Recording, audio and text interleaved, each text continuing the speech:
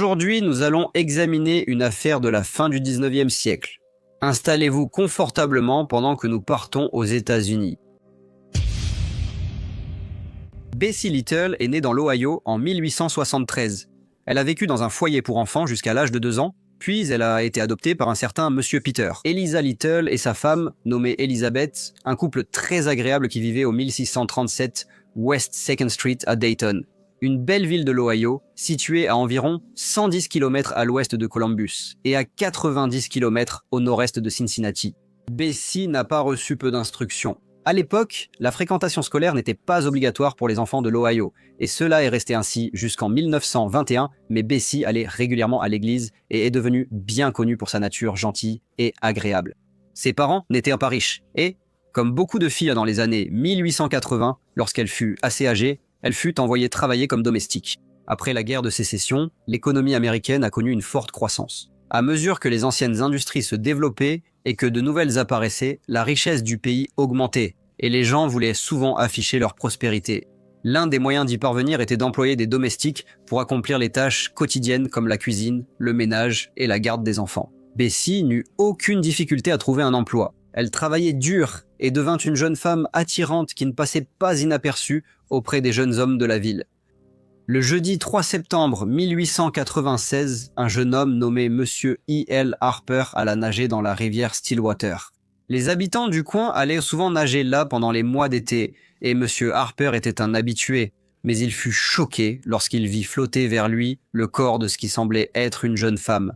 Il alla immédiatement chercher la police. Ils ont récupéré le corps et l'ont emmené à la morgue, mais il n'y avait rien qui puisse permettre d'identifier la défunte et le coroner n'a trouvé aucun signe de violence. Il en a conclu que la pauvre fillette avait soit mis fin à ses jours, soit était tombée dans la rivière et s'était noyée.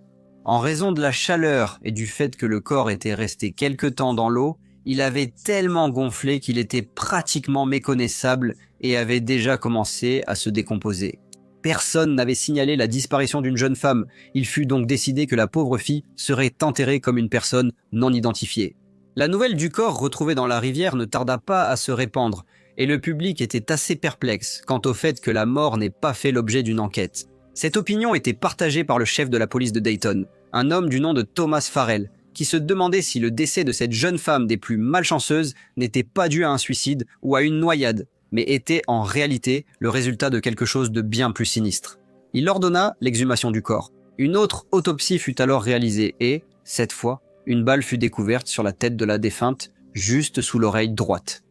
La police apprit que Bessie Little, âgée de 23 ans, n'avait pas été vue depuis plus d'une semaine. Le chef de la police Farrell a rendu visite à ses parents adoptifs et a parlé à Madame Elizabeth Little. Elle lui a dit que Bessie avait quitté la maison le 19 juillet. Après s'être disputée avec son père et que, bien qu'elle soit revenue quelques jours plus tard, elle était repartie et avait pris une chambre à l'hôtel Cooper. Madame Little a poursuivi. Elle a dit que son mari, Monsieur Peter Eliza Little, avait à plusieurs reprises surpris leur fille, en compagnie d'un jeune homme nommé Monsieur Albert France, et elle regrettait de dire que Bessie s'était comportée d'une manière qui ne convenait pas à une jeune fille.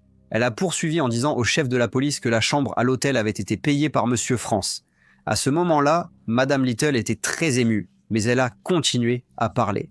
Elle a dit que le 20 août, Bessie avait quitté l'hôtel car Monsieur France avait indiqué que c'était trop cher. Elle est ensuite allée dans une pension tenue par Madame Freeze. Madame Little a dit que Monsieur Albert France continuait à payer l'hébergement, mais a précisé aux agents que le jeune homme n'y séjournait pas, il payait seulement la chambre et qu'elle considérait l'établissement comme respectable. Elle a ajouté que sa fille avait supplié Albert de l'épouser, mais il n'avait que 20 ans, et la loi stipulait qu'un jeune homme devait avoir 21 ans pour se marier, à moins d'obtenir le consentement de ses parents. Cependant, le père d'Albert avait refusé son consentement. Le chef de la police Farrell a demandé à Madame Little si la raison pour laquelle sa fille était si pressée d'épouser Monsieur France était parce qu'elle était enceinte, ce à quoi Madame Little a simplement hoché la tête et a regardé maladroitement le sol. Après un moment de silence, le chef de la police a demandé si Bessie avait déjà consulté un dentiste, ce à quoi Madame Little a répondu que oui et lui a donné le nom et l'adresse d'un dentiste nommé Dr. Custer. Le chef de la police Farrell est ensuite allé voir Albert France. Cependant, le jeune homme a déclaré qu'il ne savait rien de la mort de mademoiselle Bessie Little et qu'il ne croyait pas qu'elle était réellement morte. Il a été emmené voir le corps, mais a déclaré qu'il ne pensait pas qu'il s'agissait de Bessie. Néanmoins, il a été gardé dans une cellule au poste de police pendant que d'autres investigations étaient menées. Le docteur Custer a été contacté et il a pu confirmer que les dents de la défunte correspondaient à celles de mademoiselle Bessie Little. Avec l'identité de la jeune femme retrouvée dans la rivière désormais confirmée, le corps a été réanimé. Aujourd'hui, nous allons examiner un type de cas différent, celui d'un homme nommé John qui possédait une fortune mais a commis une erreur fatale qui lui a tout coûté. John a investi tout ce qu'il possédait dans une entreprise qui semblait solide comme le roc, pour découvrir un mois plus tard qu'elle avait fait faillite. Il a tout perdu, et ce n'est pas surprenant, car des études montrent que 66% des investisseurs admettent avoir pris au moins une décision d'investissement qu'ils regrettent. S'il avait eu une plateforme comme Mintos, je suis sûr que son histoire aurait été différente. Mais qu'est-ce que Mintos ? Me demanderez-vous. En termes simples, vous prêtez de l'argent à des entreprises ou à des particuliers et vous gagnez des intérêts fixes en retour. Sur la plateforme Mintos, tout est si simple. Le rendement de chaque prêt est affiché dès le début. Le risque est clair et les paiements quotidiens offrent un revenu passif prévisible. Le tout simplement. Sur la plateforme, je peux filtrer les prêts selon le rendement que je souhaite, le niveau de risque avec lequel je suis à l'aise et même la durée du prêt. Mintos propose également des portefeuilles automatisés. Donc vous n'avez pas à tout surveiller en permanence pendant que vos rendements sont réinvestis automatiquement. Avec Mintos, le rendement moyen des prêts est de presque 11%. Mintos est en activité depuis 2014, compte plus de 600 000 utilisateurs et est réglementé dans l'Union européenne sous MiFID. Et comme vous passez par ma chaîne, vous bénéficierez d'un bonus exclusif allant jusqu'à 350 € lorsque vous investissez 500 € ou plus. Cliquez sur le lien dans la description ou scannez le QR code pour en profiter. Cher vieux John, s'il avait su, vous le savez, alors ne ratez pas cette occasion. Le chef de la police Farrell, accompagné d'un autre agent, s'est rendu à la pension où Bessie séjournait. Ils ont parlé à la propriétaire, Madame Friss. Elle leur a dit à quel point Bessie était une jeune femme agréable, toujours très polie et respectueuse. Elle a dit que le soir du 27 août, Bessie était de très bonne humeur, car elle allait retrouver le jeune homme, Monsieur Albert France. Madame Friss a dit que Bessie lui avait raconté qu'il allait l'emmener faire un tour en calèche pour qu'ils puissent profiter ensemble de la soirée d'été. Madame Friss a poursuivi en disant que le lendemain, Monsieur France s'est rendu à la pension et lui a demandé s'il pouvait voir Bessie. Elle a dit que Bessie n'était pas revenue et que la dernière fois qu'elle l'avait vue, c'était la veille au soir, quand elle était partie, excitée, le rejoindre pour une promenade en calèche. Madame Friss a dit que Monsieur France l'a alors regardée et lui a dit qu'elle devait se tromper, car il n'avait pris aucun rendez-vous de ce genre avec Bessie et qu'il ne l'avait pas vue depuis quelques jours. Elle a ajouté que le jeune homme a ensuite payé le loyer hebdomadaire et est reparti. Beaucoup de commérages locaux circulaient sur la jeune Bessie Little.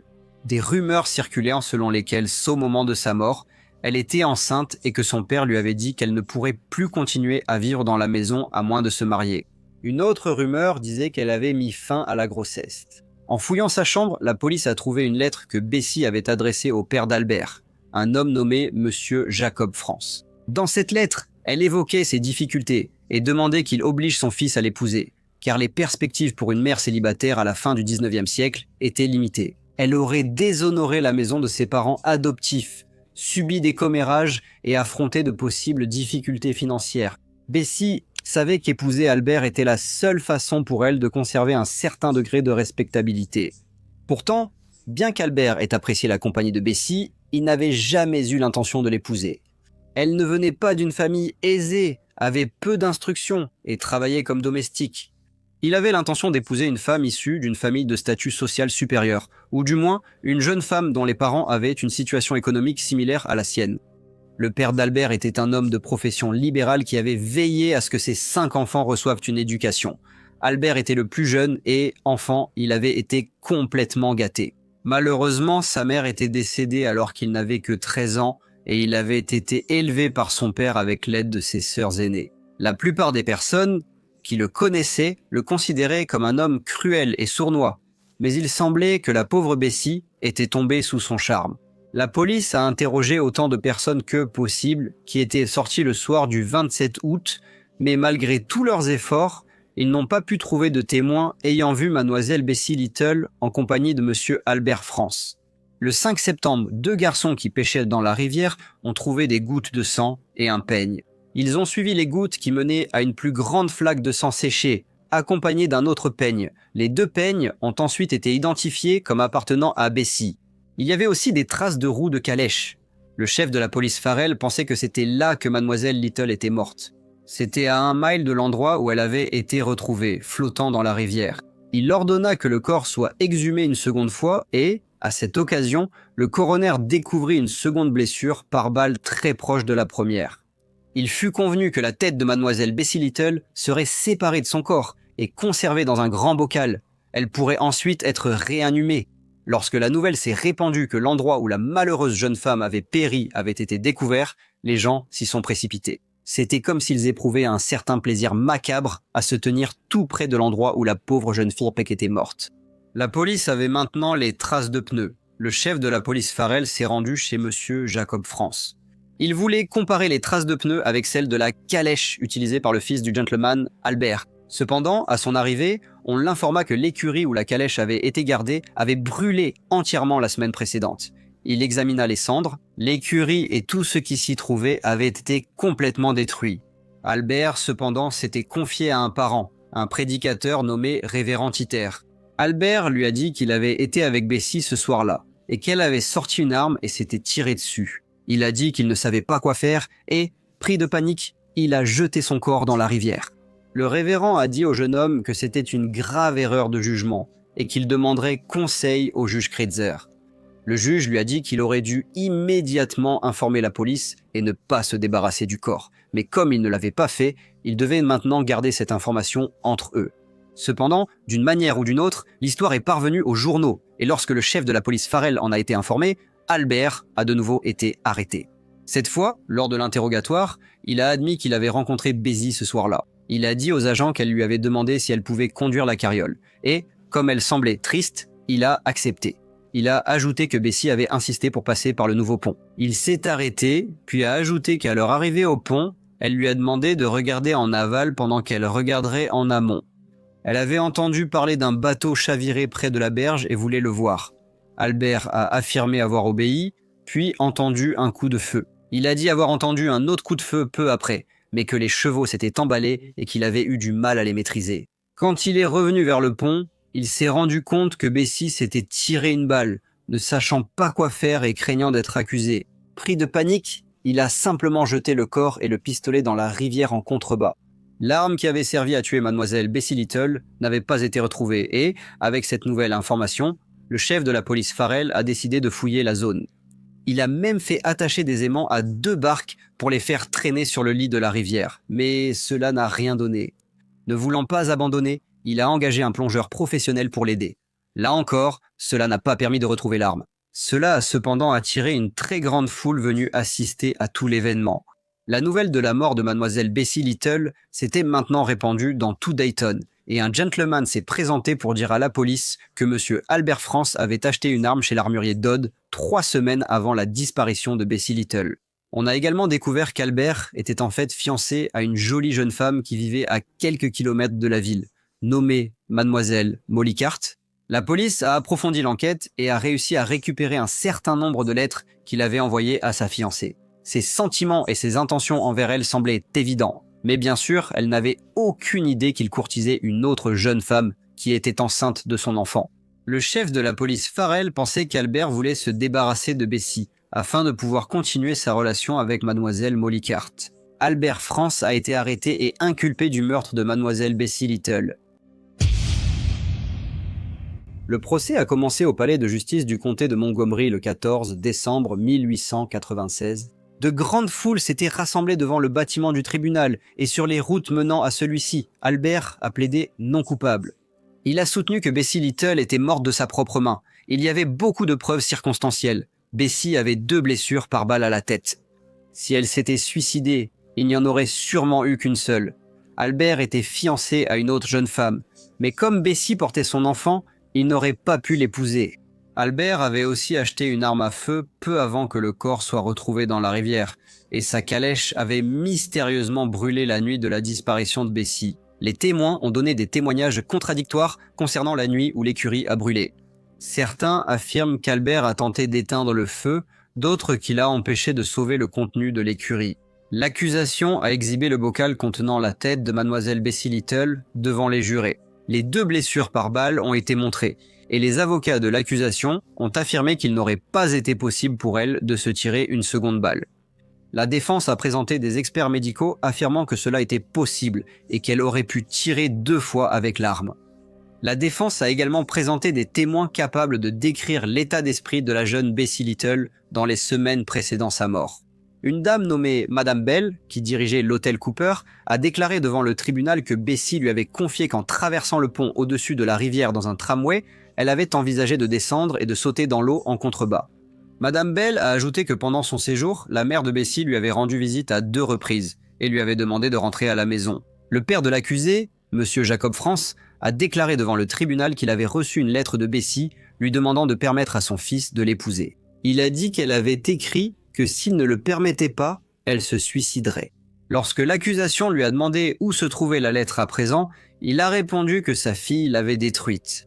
Mais la défense a tenté de soutenir que M. Albert France était un jeune homme honnête et franc, qui voulait épouser mademoiselle Little et qu'il n'avait pas pu le faire uniquement à cause de son âge et parce que son père ne lui avait pas donné la permission. Il y avait eu des cas de folie dans la famille d'Albert. Certains membres du côté de sa mère avaient été internés. Cela comprenait un de ses frères, sa sœur jumelle et de nombreux cousins. La défense a informé le jury de cela, mais n'a pas affirmé qu'Albert lui-même était fou. Plus d'une centaine de témoins ont témoigné au tribunal et chaque jour la salle d'audience était bondée. Les gens se poussaient et se bousculaient en essayant d'obtenir la meilleure vue possible sur le déroulement du procès. Lorsque le procès s'est terminé, le jury a délibéré pendant seulement 2 heures avant de revenir déclarer l'accusé coupable de meurtre et le juge a condamné Albert France à mort. Il y a eu des appels contre la sentence, mais la sentence a été confirmée et Albert a été exécuté sur la chaise électrique le 19 novembre 1897. Son corps a été récupéré par sa famille pour l'enterrement. Albert a toujours affirmé qu'il était innocent du crime et cette opinion était partagée par son père, ses 2 frères et ses 2 sœurs. Le pont où cet événement a eu lieu a depuis longtemps été remplacé et s'appelle officiellement Ridge Avenue Bridge, mais il est encore connu localement sous le nom de Bessie Little Bridge. Bonjour à tous et merci beaucoup de m'écouter. Comme d'habitude, n'hésitez pas à laisser vos commentaires ou retours, et j'espère vous retrouver tous dans le prochain Briefcase.